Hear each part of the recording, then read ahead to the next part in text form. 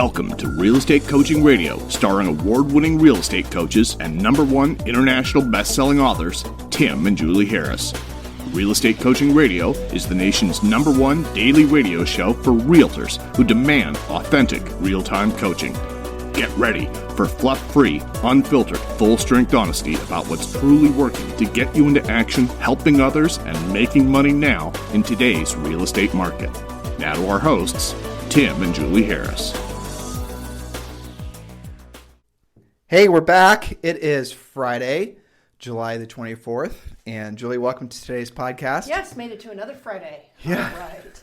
I was actually just thinking, in real estate, there is really no Friday, or there's no Saturday, or there's no Sunday, or the days of the week almost don't even really matter, Yes. because it all sort of blends. And You have to make your own weekend day. You do. You have to be selfish about it. But, it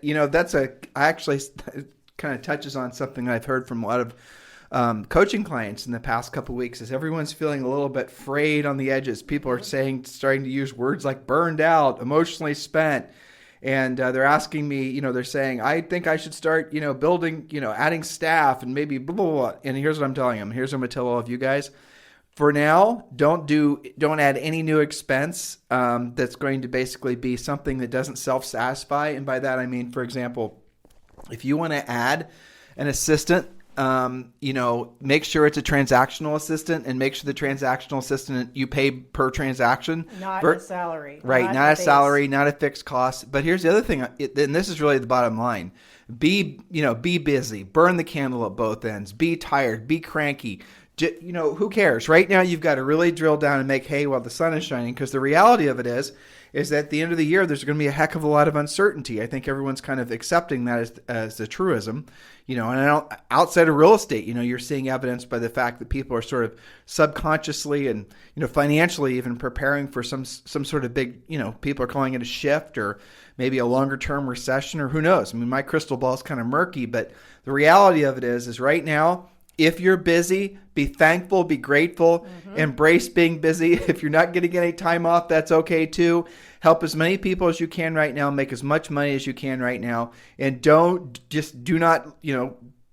stick your head up until the market starts to shift, because this is the last big hurrahs of the seller's market. There's no reason to believe it's going to last beyond this year. I hope it does. Believe me, guys. I hope we can stretch it out as long as humanly possible. Heck yeah. It's going to be awesome. But, statistically, inevitably, it's not going to last forever. And when we say make hay while the sun shines, this is what we are talking about.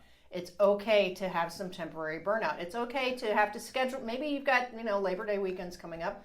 Schedule yourself a 3-day weekend, but don't make it a 3-week thing. Don't make it a month off. Don't require it, vacation time. Don't take a week off before the week off. Right. Which is what a lot of agents do, right? Exactly. And don't take a vacation after the vacation. Just stay focused, guys. Stay drilled down. And I know a lot of you are trying to stick, and I totally understand you're starting to or wanting to go back to some sort of normalcy as far as your annual schedules. There's the summer vacation and the kids going back to school, and all those things they're kind of murky right now, aren't they? So if you have the opportunity to help somebody to list a house, to help a buyer get in contract, that has to take priority, because towards the end of the year, the future you is going to be so grateful to the past you for actually having earned that money and, essentially been better financially prepared. Just trust us on this, guys. I've never seen it. I personally have, in our combined, ready for this, Julie, 99 years of life and our 25 plus years in the real estate business, there's never been a time when there's been this much uncertainty. And it's it's all the things. I don't even need to rattle them off. Well, but it's not all bad. I mean, they have such a great riding that wave situation right now. Oh yeah, definitely. The wave before the calm, probably. It's not all bad. So they just need to really take advantage of it. One of the things that I'm seeing with our premier coaching clients is they're saving more than they've ever been able to before. And we're having conversations like, let's make sure you pay your taxes on time. Make sure you keep your quarterlies up. You're paying off credit cards. You guys are stashing, as you say, steaks in the freezer. This is the time to do that so that the future you can thank the current you. So what you're doing right now, if you're feeling a little burned out, don't try to give yourself a hall pass and not continue to stay drilled down. Just do it. Work harder than you've ever worked before. And come, fourth quarter, right around the holidays, we can start basically taking a breath, and you'll be really happy that you stayed that busy. And if you're not busy enough, if you're not having direction in your business right now, you don't know what to do, and you're being pulled in a million different directions, which is how a lot of people feel a lot of times. When you're feeling that way emotionally, the best thing for you to do, believe it or not, is stop looking for things to think about. Stop reading. Stop looking for things to, that are going to give you, this is this idea and that idea. The best thing for you to do is just stay drilled down and get into action. And the 90-day massive action plan that we give you for free is exactly what all of you should be doing. It's going to tell you, actually, Julie was just revising that. Tell them what the 90-day massive action plan is. Well, it gets you in ultimate focus of, are you on track are you on track ahead or behind? So some of your financial goals. Some of you guys have no idea because you didn't have any financial goals, so it forces you to think about that. If you are ahead, what caused that so you can do more of it? It causes you to be introspective about what your lead sources actually are versus what you want them to be in maybe the spokes in the wheel that you're trying to create. And then it sets some very specific goals. So you look at the money that you have to earn over the next 90 days. That's to keep the lights on, make your car payment, that kind of thing. And then the money that you desire to earn for your goals. You add those together, you divide it by your average net commission. It tells you how many deals you got to do. But the 90-day massive action plan tells them exactly what they're supposed to be doing every single day. After they figure out what the actual goal is. Right. So we're not just basically telling you to start digging a hole with no intent. No. You're going to figure out exactly, why what the financial thing, your goal is individually as far as paying your personal bills, all the other things. If you need to have 10 deals, you have to make a minimum of 10 contacts per day. Right. Conversation with decision-making adults that's actually also about real estate. Okay, so it helps you get really clear on what your personal goals are, and then of course that affects your daily schedule, who you'll be talking to, and all of that kind of thing. I find, Tim, when our existing clients who are maybe not just freshly licensed do the 90-day action plan, the first thing they do is price reductions, because they go, all right, sure. What's the easy button to creating those 10 deals that I need, right? Well, I'm sitting here with 15 listings, maybe I ought to, adjust some prices. Then the next thing they do, because they never go directly to prospecting. That's impossible. You mean proactive lead generation. Never say prospecting. I know, gives them a heart attack. But yes. That's never their first solution. The first solution, it's so funny because they should be doing this anyway. Price reductions, and then they look at their pool of buyers and they go, well, why aren't these people in contract? Oh, maybe I should do something other than just check the MLS and find the 3 active listings, right? So they go to what you would call the low-hanging fruit first. The third thing would be their lead follow-up that they've been neglecting. Nothing wrong with doing the low-hanging fruit fine. first. It's what you efficient. should do. But again, so if you don't have direction, if you just feel like you're being pulled in a million different directions and you're confused about what you should do, all you have to do is just text the word survival to 31996. Text the word survival to 31996. And that's going to entitle you not just to getting the massive action plan for free, but also the real estate treasure map and some other books that we've also included for you. And also included in there is going to be all the updated information about essentially this new government stimulus package, though they're not calling it that, that's going to inject more money through the PPP, more money that you're maybe going to be eligible for. As soon as that information's updated, we're going to add it in that section in the free coaching program, which, by the way, you get immediate access to if you just text the word survival to 31996. That section in the free coaching program is called the Ultimate Agent Survival Guide. So guys, you get all of this stuff for free. No obligation, no strings attached. It's Julie and I's way of giving back to the real estate industry and helping you guys make it through this really, crazy market as we enter into the new crazier market. Yeah. And then maybe one day together we'll all look forward to some sort of form of normal again when we don't have to, it's funny, Julie, I'm starting to get emails from some of the places that I buy Christmas presents for you for, ladies clothing stores and whatnot. Yeah. Now of course they're all coming out with these little pretty face masks. I know. That's the Designer new thing. Face masks. Yeah, I know. It's ridiculous. Well, anyway, so text the word survival to 31996. Text the word survival to 31996. Now, we were talking yesterday about Harris Rules, and we were celebrating the fact that Harris Rules continues to be a bestseller. It came out 13 months ago, last June. And the book is absolutely perfect for this market. Absolutely perfect for what's happening right now in housing and our economy on a whole. And so thank you for all of you who continue to make this book the bestseller. And I'm hearing tale that the Audible version of the book is becoming a bestseller. And if you've not if you've not purchased your book yet, it is available at Barnes & Noble. It is available at pretty much every bookstore you can possibly imagine. But the easiest way to get it is just go to Amazon, and it's called Harris Rules. And so what Harris Rules is, essentially, it's our A to Z business plan. It does start with mindset, and then it starts to drill down on generating your spokes. And Julie, what's the subtitle for Harris Rules? Right, a real estate agent's practical, no BS, step-by-step guide to becoming rich and free. That's right. What the rules are about. Oh, So, you know what? Did I tell you? I had what? somebody that emailed, or no, they texted, or maybe emailed. Hell if I know. I get so many different, I know. right? And they were complimenting us on the book cover design, and they were they wanted to write their own book, and they are asking who designed the book cover. I did. I Yeah, designed the nice book cover. job. How about that? Yeah. That's right. Yeah, I so you didn't- had quite a bit of back and forth with the book people. Well, it's because they wanted to put stupid pictures on it, like a house and Like stuff. It's like, standard what are you issue, doing? boring. Yeah. Bugger Nice off, job on publisher. Yeah. Yeah, But we did so- have some control over it. Well, we didn't choose the green color, though, which No, is but interesting. I thought that was good. The teal was perfect. I didn't like it at first, but it's perfect. It was good. I'm looking at it on the wall. Yeah. Okay, so let's talk about... Over to the rules. If you missed the first 10 rules, which we did yesterday, you can get caught up on yesterday's podcast. So the rules denote the chapters in the book, Yes, just to be clear. think of right? them as chapters, but they are honest-to-God rules. You follow these, and you're going to be more successful, more efficiently, and sooner. Number 11, and we were just kind of talking about this. Repetitious boredom pays off. We used to have that posted in our office on a whiteboard. Repetitious boredom pays off. This can be your arch nemesis. And I see, I don't know if you will agree with this or not, but I see this amongst our grizzled veterans the most. They get bored and then they do something destructive to their business. They wreck it, they overhire, they overfire, they just get, and I don't even think it's conscious sometimes. It's because they're bored. Well, okay, so let's actually, if you got me on it, stepping up on soapbox. If you see, Warning. Your point, one of the biggest mistakes a lot of agents make, and Julie, we started to do this when we sold real estate. That's why we know this rule. Right, we know a lot of these rules because we were, and lived through making, smart decisions and dumb decisions, and then a bazillion coaching calls. That's how we know what we're, from personal experience and then through experience of others. So what most of us have we have a pattern in our lives where we'll essentially, let's just use weight as an example. That's a good example. People gain weight, lose weight, right? And then in business, here's how that similar behavior manifests. So what happens is you're going to be successful selling real estate. And you're going to then, let's say you sell 50 houses. Julie and I sold 103 houses our first year.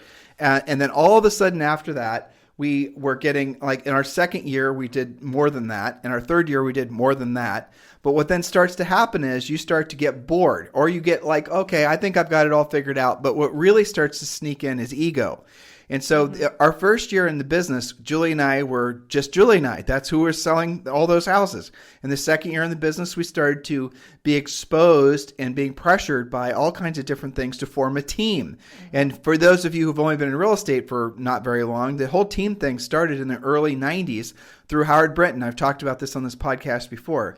So the team concept is not new. It's not, some of you guys think you're taking a novel approach to real estate. But over the years, the team concept went from something that actually did have some, profit potential into the sort of monster it is now with expansion teams and buyer's agents and, buying buyer leads. And the probability of driving any real profit out of a team or a brokerage for that matter, especially in a market like this, is just massively reduced than it was versus in the early 90s. Because in the early 90s, by the way, when you had staff, buyer's agents, you were making them proactively lead generate, or they weren't going to be on your... buy a lead if you wanted to. It didn't exist. Yeah, exactly. There were no places to buy leads. So if you wanted to have buyer agent staff, they were not riding on your boat. They were helping you row the boat, which goes to a point which is a point I made earlier. So many of you guys have just a boat that at the end of the day, it's you that's the only one rowing, and you've got a whole bunch of riders. And as soon as you do that, you start losing. You aren't making money because you have a boat full of entitled people that don't think they actually should have to contribute to making the boat go down the river the correct direction. So one of the anecdotes to that, by the way, is making sure that everyone on your team staff is a lead generator person. And I mean, even the transactional person or the administrative person, they still should be doing enough BPOs every single day to at least cover their fixed costs to you. There should be and must not be any riders, especially in a real estate market like the one we're entering into, because those riders, that fixed cost will suck all your profit out, and you'll very quickly, just with a couple, weird months, start operating in the red.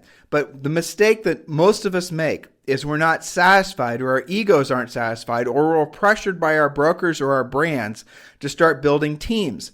And when you start doing that, and you don't do that with the eye towards, is this going to make me more net profit? You quickly will start discovering that you make actually virtually, your profit margins will go from 75 to 85%, where you're making $1 and you're keeping 75 to 85%, you yourself, down to probably less than 10%. Or like 12%, best case scenario. And there's a study that Julie and I did, it was forever ago. But the gist of it is we were looking at the numbers of at the time it was a top team who had, $1 million in GCI, right? The team, it was like 6 people, $1 million in GCI. And let's say the guy named Bob started the team. And then we knew somebody else named Sally. Let's say Sally had one assistant, one part-time assistant, just a transaction coordinator that she was paying, say, $300 a file to. So you have Bob and his big team, and he had, billboards, and he was buying buyer leads, and he had a moving truck, and he had a fancy logo and a fancy website, doing lots of direct marketing, postcards. Everyone thought Bob was getting all the awards, all the attention, all the recognition. Okay, so both of them were coaching clients, and these are all theoretical examples, guys, just to, sort of make a point. So looking at their actual tax returns and looking at their actual, profit and loss statements as a good coach, here's what you'll discover when you do this. So Bob earns $1 million, okay, and Bob's going to keep around $100,000 to $175,000. That's how much Bob's going to keep. His team grossed $1 million in commission. That's a lot, right? That's nothing to sneeze at. I don't even know what percent of all agents, let alone teams in the United States, earn $1 million. It's a tiny percent. Mm-hmm. There's a lot. That tiny percent's actually a lot of people, but still not that many. And then you have, what was the other example? Bob, was it Betty? I think so. Yeah. Okay. Well, if it wasn't Betty, it's Betty now. And then you have Betty, who's going to basically earn something like $200,000. And she's going to work it by, she does, she prospects, she goes after expired centers of influence and past clients. She's active in her church, and she's just an overall nice person. And she doesn't have any fixed costs. She has one, transactional coordinator. Well, guess what? Betty's net profit from her business is actually the same, if not more, than Bob's. You guys understand what I'm saying? So Betty grosses $200,000, and she keeps about the same amount as Bob does. Now you're thinking, and I'm thinking, well, that means, Bob has a business. Bob has something where he is not dealing directly with, buyers or sellers anymore, and blah, blah, blah, blah. Well, first of all, did you get into real estate not to deal directly with buyers or sellers anymore? Right. Was that really your goal? Or did someone tell you that's what your goal should be, right? Did you just read a book and all of a sudden magically you think you're going to have this army of minions that are running around basically doing all the work and working with the buyers and sellers for you? Okay, let's say maybe eventually your goal became that. Has someone co-opted your potential and made it so that you are actually in service to what their goal was? In other words, when you started to build a team, when you were starting to get pressure, when your ego was starting to get manipulated, when you were starting to look for more and more adulation, attention, and recognition, were you actually in service to your own best interest, or were you just basically feeding somebody else's? 99% of the time, you did not go completely consciously, at least thinking like a business professional and focusing on net profit as you decided to build your team. And that is the mistake. And that's the reason, if you were to have this right now, I'm talking with someone who's just read some book, or just went to some Facebook group, or went to some event, or just whatever, who's now having this angstful feeling of, I guess I need to feel, I'm a top producer in my office. I sold 75 houses last year. I guess I need to now build a team. That's the next natural thing I'm supposed to do. That's what a lot of you guys are actually thinking that you're supposed to do. Okay? And then what happens is you start doing it, and you spend the next 5 years building a team, big, huge pain in the ass all the way around. So you then maybe magically 5 years from now, you're not really dealing directly with buyers or sellers anymore, and you think you somehow have been victorious in your goal of building a team. But what you're now spending your time at, and often more time at doing, is managing your team and dealing with all that drama. You've essentially created a very nice adult daycare where you have a bunch of cranky babies who are always asking for something. And oftentimes they get very resentful of that too, because they feel like it's trashing the business that they've built, when in fact they were the creator of it. Yes. So the point of this is, if your goal, and I think we're getting to it, your product in real estate is profit. That is ultimately your output. Your whole point of your business. Back to rule number 4. Oh, is it back to rule number 4? Your product is profit. The point of your business is to make profit. And with that profit, you're supposed to take the said profit and then reinvest it into things that will make you ideally passive or passive-ish income. That is your goal of running a business, of running a real estate business. Now, why? Because you are not building a sellable asset. And sometimes it's very easy to get confused because you read all these books, and the modern zeitgeist is you build a team, you scale it, you do more units, you make more revenue, and one day somebody's going to ride in on a white horse and basically offer you some can't refuse amount of money, and you're going to be off to Vegas and Disney World and wherever the hell else you're going to go, right? Mm-hmm. But that doesn't happen in real estate, guys. That's a myth. Nobody buys teams. You might be able to refer off business and get referral fees or whatever, but there's nobody that's riding in on any white horse and giving you a large enough amount of money that you don't have to keep on working. It just doesn't exist. Nope. I mean, there's brokerages that were paying, agents, a couple $100,000. It's not really happening anymore to move over to their brokerage. But after taxes, it's not retirement money. That's just a little bit of financial security money at the end of the day. So I strongly suggest, and you want to read the point again, Julie, the rule? Yes. Going back, I was ready for your next rule. Sorry.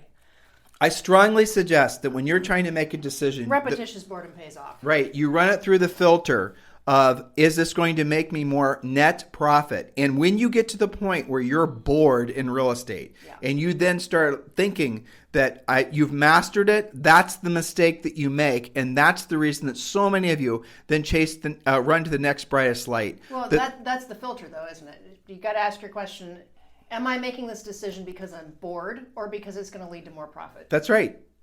Because if there's any other answer, it's you're hurting yourself basically. And you're doing it out of ego. The repetitious boredom pays off. That is incredibly true. You do not want a business that's exciting. You do not want a business that's full of drama. You want a boring business that's predictable, because with that boring predictability, you then can start essentially saving and investing and creating wealth for yourself. Right? You guys get it? Well, that's what the magic number is all about. That's right. Predictability, right? That's what following your daily schedule is about. Creates predictability. And, that's one of the things that agents like to complain about the most is, it seems like it's out of control all the time.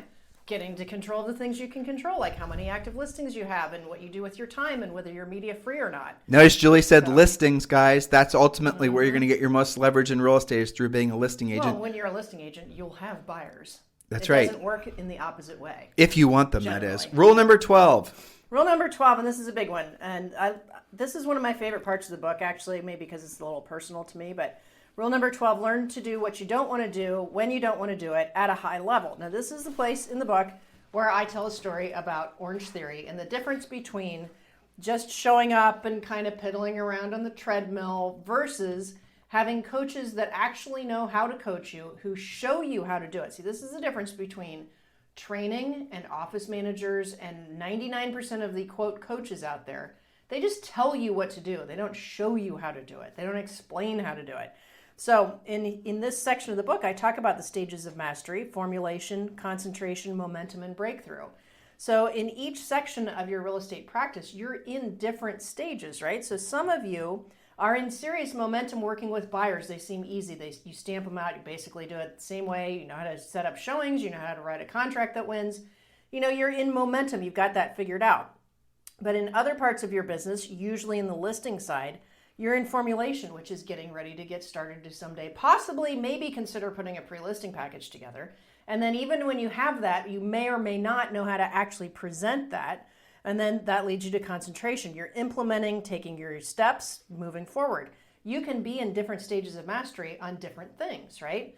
So I was never really great at running or cardio, but I could do, Pilates and yoga. So those are two different things, right? You've got to recognize what you are good at and what you're not good at and do something to get yourself not just doing what you don't want to do when you don't want to do it. We can all show up to the gym. It's doing it at the high level that creates the profit. But so drill down. So you not only were not, your perception was you weren't good at cardio. Your perception was that you were actually, something was broken in you. That I sucked at it. Not just sucked. You actually thought you were physically unable to.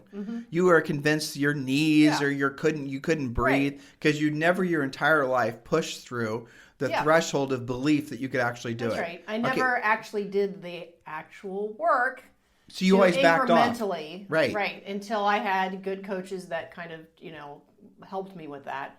And I think that, there's another point that I make in that chapter, which is it's easier to achieve something when you see somebody else doing it. And that gets to a lack of exposure conversation. I was telling the story in the book about, in Orange Theory, actually seeing people running at 12 miles an hour on the treadmill and not dying of it. Like, I had never actually seen that before. I thought that's like something people did on the track at the Olympics, right? So, some of this, and we talked about this on previous rules, that agents tend to only sell what they know. They get scared of the high end because they've never seen it. They get scared of being wealthy because they don't know any wealthy people that are nice. So there's a lot in this chapter. It sounds innocent enough, but there's a lot to it, which is why you need to order Harris Rules from you. And I are listening to a podcast right now, and it's a neuroscientist something or another. Yeah. And he talks about the fact that he was talking about David Goggins. Yeah. And they were talking about the fact that one of the things that makes him remarkable is explain who David Goggins is. He's an amazing Navy. He's like a modern day Superman, just basically. Yeah. So just Google him.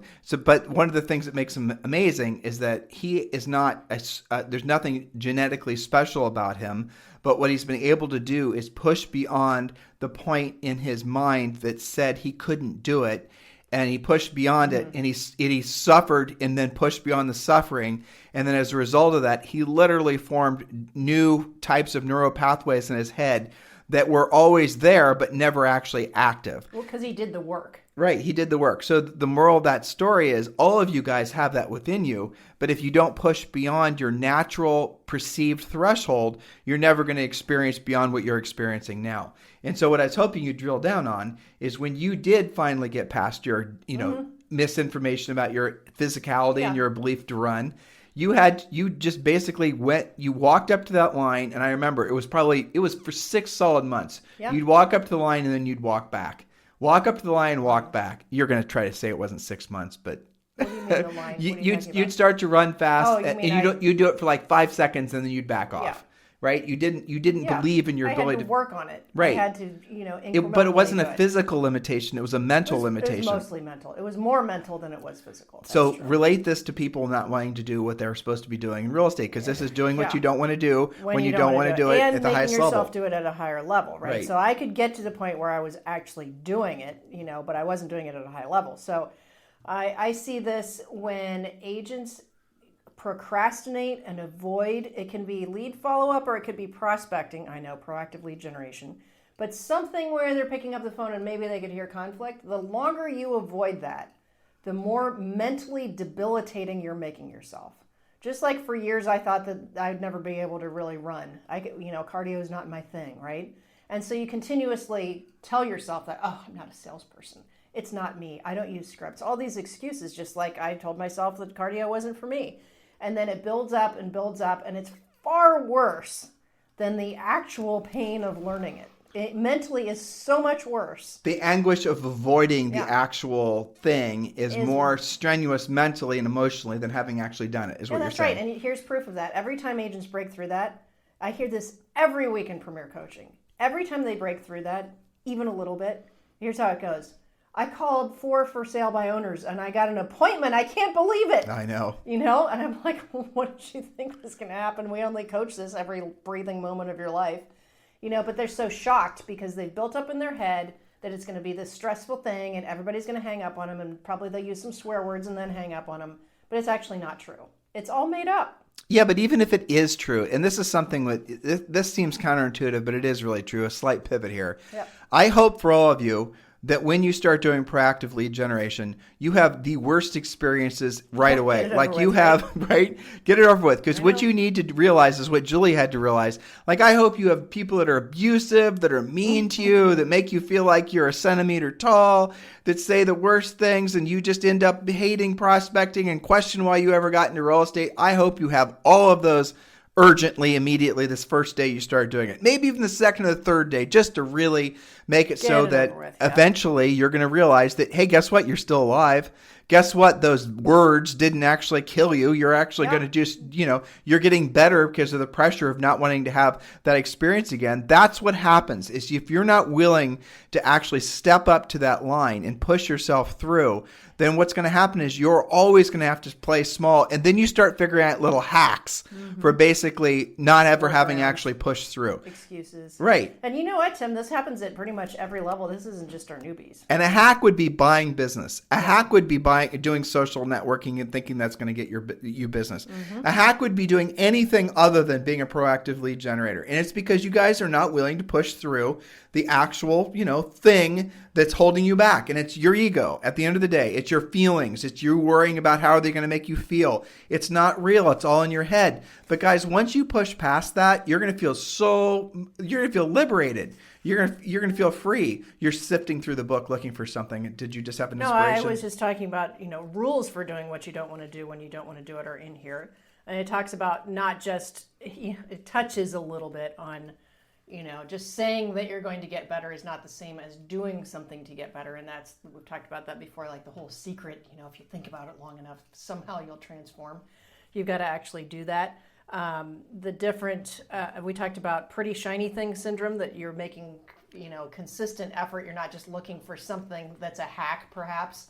If I just get this workaround, if I just sign up for this, miraculous lead generation thing and the world will rain leads on me, that's all I need. Because the choices for that are endless that they have. It's unfortunate. So that's all. And then I also was looking at the next rule. I wonder how many of these businesses that are in the business of selling tchotchkes to agents, right? Selling all these easy button sort of hacks. I wonder how many of them would survive agents who a smart group of agents who are basically would make the said company who is trying to sell the agent the widget. If the agent started saying, I want you to prove to me this will make me more profit, and I want you to tell me how long on average it takes for me to make more profit using your widget, none of those companies, frankly, would be able to actually give you those answers, and nor would they actually be able to make you any even remote guarantees that their product or widget ever actually worked to generate any profit.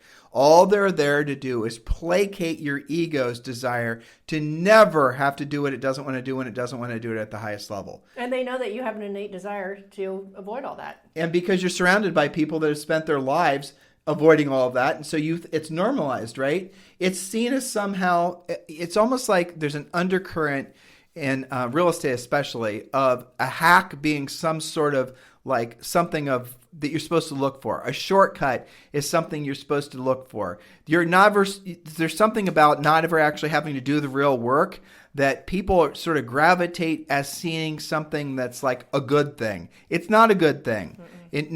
Shortcuts are shortcuts for a reason. If you really want to have the whole entire experience, you got to stay on the path long enough, and you got to be willing to do what you don't want to do when you don't want to do it at the highest level. Next rule, Mrs. Harris. Yes. Okay. So that rule led to rule number 13: be the best. Because remember, we were just talking about do what you don't want to do when you don't want to do it at a high level, right? At the highest level. So if you're going to work on that, become the best at what actually matters, okay? And you hear us say this all the time on the podcast, and I say it all the time in Premier Coaching because it's true.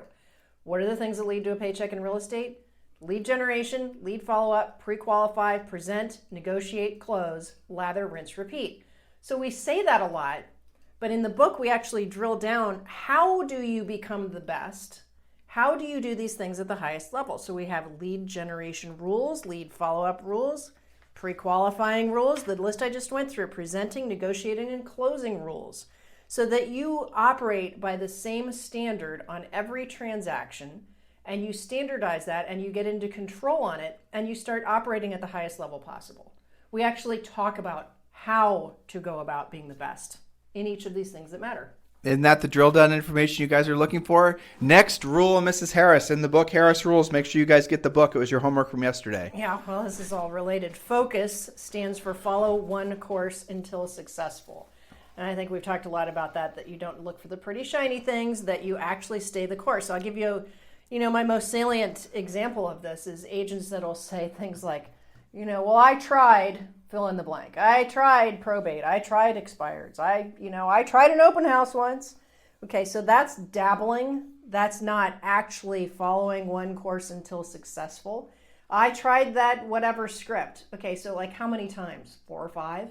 That doesn't constitute trying anything. That's like an afternoon of screwing around. You know the problem with that, though, is, focus, follow one course until successful. They don't know what courses to follow first. Well, you're right. I mean, you could apply that rule to the wrong thing. Right. And screw yourself. Right. So if you guys will stay the line and stay the course on doing a dumb thing that doesn't work and never will work, and you'll just do it forever and ever and ever, like, this is always, again, I have these flashbacks of all these billions of coaching calls.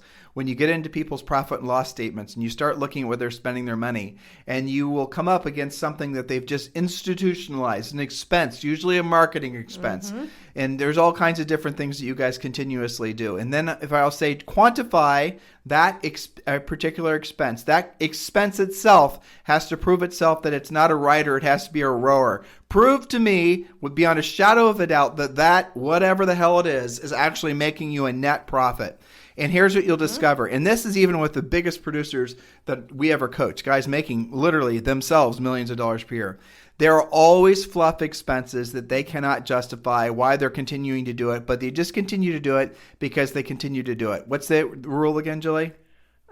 Follow one course until successful. Right. Focus. And so what you need to realize is that your path, when you're focusing, there's a specific order that you should be focusing your energies. When you're new, you need to definitely be, first thing, centers of influence and past clients. But the problem with centers of influence and past clients, and this is where most of you guys screw this up, is that becomes your only thing, right? So what we want you to do, and what we're going to teach you and coach you how to do, is you're going to have ultimately 7 spokes on your lead generation wheel. That is your goal. 7 spokes on your lead generation wheel. Your first one being center of influence and past clients, but do not stop there. Nope. Center of influence and past client-based agents are the ones that suffer the worst during market shifts. Then you have to learn what goes next. We would tell you to choose something that's going to be a proactive lead generation, skills-based activity. And we'll give you a list. And then we talk about it in Premier Coaching all the time. Endlessly. We talk about here's something they never think about, right? The ratios of who you're talking to, right? So they're going to go for the easy button. I want to do geographic farming, or I want to do, just talk to my database. Well, the amount of people you have to talk to with the frequency you've got to do it makes for some, kind of bad ratios. You might have to talk to 200 people in one neighborhood, 5 times, either postcards, calling, door knocking, whatever, before you get one good listing. Versus, so that's the easy button, right? Because there's not a lot of conflict there. That's an easy thing to do. Well, you don't hear no with those things, right? You don't really hear no. Right. You don't really have the opportunity to hear no very much. Versus taking a list of 10 expireds or for sale by owners, for example. In other words, people will have their hand up saying, I need your help, I've got a place to sell. But isn't that the bottom line, Julie? And so you call 10 people who absolutely say, I need your help, okay? Maybe not directly to you, but they have a help wanted sign essentially posted. And yet, because you don't know them, and because it takes a higher level of skill, and because you might hear no, and because you might have to compete, you'd rather, grind away at 5,000 just listed, just sold calls. Or doing a bunch of social networking things. Which is even worse. So when was the last time, listeners, that you guys put yourselves in a position to hear the word no? Not from your kid or your spouse or your dog, but when was the last time you actually, with a potential buyer or seller, put yourself in a position to actually have them reject you? Right? Isn't that the ultimate litmus test as to whether or not you're a professional? So if you're if you're not hearing the word no on average, or putting yourself in the position to hear the word no on average, probably 5 times a day, you are really doing yourself a disservice, and you're the type of agent that suffers in a changing market the most, because on the other side of suffering the horrible psychological pain of hearing the word no is the new version of you, because what you're going to do is you're then going to push. Remember, Julie was talking about her unwillingness, her psychological mooring lines that were keeping her from actually believing she could be somebody who was an athlete. Well, guess what? She pushed past that, and it made all the difference, not just physically, because truthfully, physically, there wasn't much of a difference, but mentally, she started to change. And all of that can happen with all of you guys too, but you have to be willing to push yourself through. And the way to know is whether or not you're putting yourself in the position to hear no at least 5 times a day. Isn't that scary? Start out with 1 time a day, right? Do something where you're going to actually have to have a skills base, an actual skill set. And without the skill set, you'll hear the word no, because you will not know what to say or how to say it. That's going to make it so you naturally will not want to be rejected again. So what you're then going to do is you're going to figure out how not to hear the word no again. And many of you are just going to run to the passive stuff, hoping and praying that the postcards and the social networking will generate business. The smart amongst you, the ones that will be in this business for more than 2 years, the ones that will actually have the potential to be millionaires, those of you, and I realize it's less than 10%, but those of you are going to be the ones that say, you know what? I do realize I've been trying to avoid hearing the word no, and I'm no longer going to tolerate that laziness, that mental and emotional laziness within myself, and I am going to hear the word no, and I realize I am, and that's part of the game, and I also then realize I'll hear it a hell of a lot less the better I get. Yeah, and you know what's funny about that? Whenever you tell that story and we have this discussion or these coaching calls like this, I always remember that for a long time, and we had worked on this, and we had scripts going on, and we were having a really good run of listings. I will never forget the time that you and I just listed like 3 or 4 houses in a row. We didn't lose any, listings. We came in all full of ourselves into the office when we were at Remax North in Rory. I know exactly what you're talking about. We are so, we're awesome. We just took, 4 out of 4 listings. You remember what Rory said? Yeah. Because, well, obviously you're not going on enough appointments if you're taking all of them. Yeah. You need to hear no more. And I remember being kind of pissed that he said that instead of congratulations, you guys kick ass. But he was trying to make the same point. And I think that it's important for people who even have worked on this to realize there's different levels of it, because after he said that to us, we're like, all right, well, we can push even harder. What if we take even more risk? What if we go after a different spoke? Maybe that was when we started going after new construction. I don't remember, but I do remember him saying, well, clearly you're not going on enough appointments. Well, I mean, where was our business coming from? Our first year in the business, it was basically FSBOs. That's where we got most of our business. FSBOs, and we were doing the real work of real estate. We didn't have a center of influence and past client list. We didn't have any past clients. We were doing real estate. We looked like we were about 12. I mean, combined. Combined, right? I mean, so we had everything that was. There's no reason that we should have sold over 100 houses per year. But what Julie and I were willing to do is push past the no. And trust me, when we started, we didn't have a coach. We didn't have really a mentor. We just told you our broker's version of coaching, basically a slap upside the head, right? We had a lot of those too. And they were great. I know. That was the kind deal of go sideways. How much did that cost you? Exactly. And we tell him, and he said, "Guess you won't do that again." That's exactly. It was like $5,000 mistake. Right. And then he'd go storming off. Yeah, something would get past us. We'd basically have to throw in some commission. We'd go crying on Roy's shoulder. And his favorite line was, "What did that one cost you?" He'd tell him the amount. That's exactly what he said. You won't do.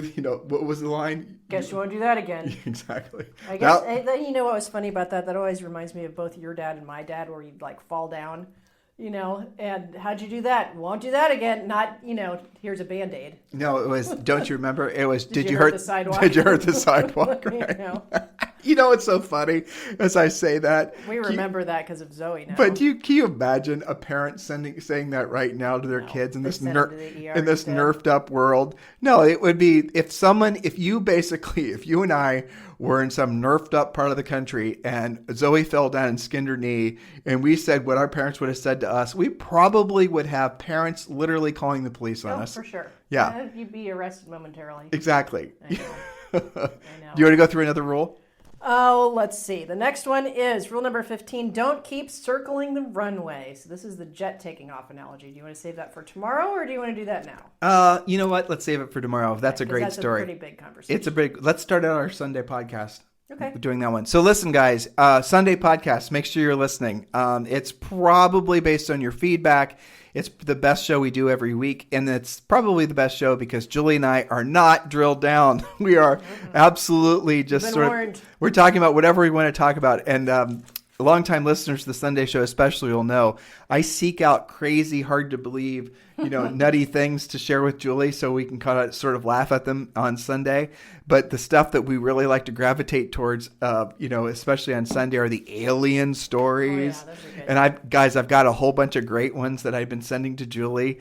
Now that the government is fully admitting that there's UFOs and whatnot, there's all kinds of little, but the funny thing, Julie, is it never makes the headlines. You have to really seek out the true weirdo information. And it's true weirdo information too. Yeah. Which is fun to talk about on Sunday. Totally. Yeah, exactly. It's a mental break. That's Julie and I's relief valve, is reading goofy stuff that, may or may not be true and just sort of like bantering about what if it is true kind of scenarios. Mm-hmm. Guys, listen, we have got your backs. You don't need to worry about what's happening next in the market. Just stay close to Julie and I. We're going to always tell you the truth. We're always going to tell you the truth, especially when you don't want to hear it, because we know nobody else in your world will tell you the truth. So right now, the homework that all of you guys should absolutely embrace is going and getting the book Harris Rules. It's like, it could even be less than $11 on Amazon, depending on, like Amazon does, I forget what they call it. Pricing. Like graduated pricing. Yeah, really. Your price for Harris Rules is different than my price for Harris Rules, which is crazy. Or maybe your neighbor's price. So they actually they change pricing depending on who you are and if they think you'll pay more. Isn't that hilarious? True story, though. It's like airlines do with the plane tickets. Not us, so. Yeah, they do it, not us. This book was published, actually. So if you guys thinking we're just doing this for our own financial betterment, we're not. The actual, Julie and I got an advance on this book, and so the publisher's the one that makes all the money off the book at this point. But the book is still something that we're very proud of, and it's an absolutely clear path forward for all of you. No matter where you are, this book is not just written for one particular experience level in real estate. It's written for all of you. And actually, I'll tell you the people that should read the book, obviously first-time agents, if you get this book as a new agent, this is going to give you a path forward that's going to really, frankly, more or less lock in your future success. But the people I like to hear from the most are the ones that have been in real estate for a long time. Read the book, and it basically clears the decks of all the misunderstandings and the misbeliefs they had about what it took to be successful in real estate.